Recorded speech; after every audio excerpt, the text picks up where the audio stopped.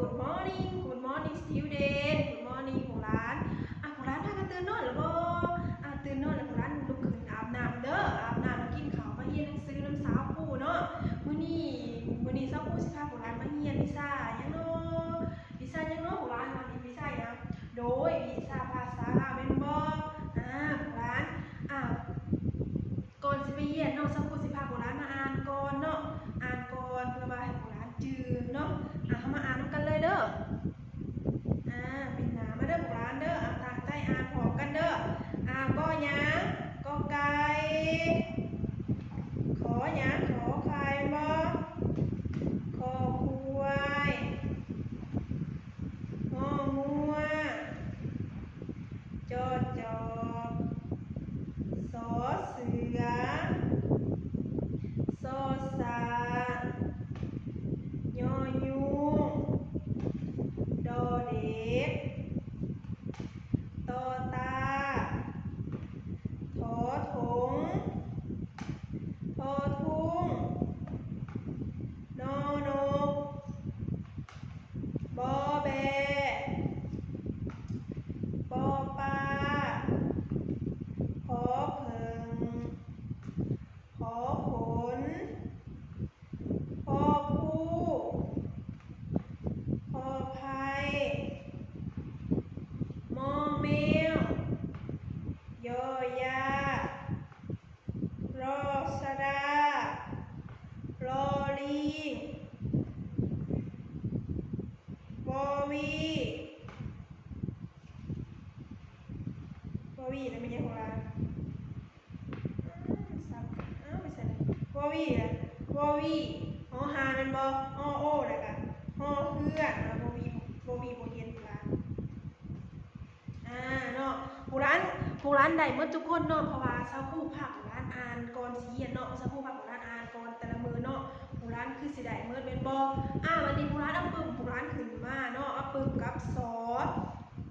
ปึ้มเขียนเนาะปึ้มหัวหน่อยทีว่าผู้ร้านเขียนเนาะเอาขึ้นมาเนาะเอาขึ้นมาแล้วผู้ร้านมาเบิ่งนี่แล้วให้ผู้ร้านเขียนแบบนี้ให้ผู้ร้านเห็นคือเช้าผู้เห็นเนาะเห็นบ่นี่ให้ผู้ร้านเห็นนี่ผู้ร้านเห็นได้บ่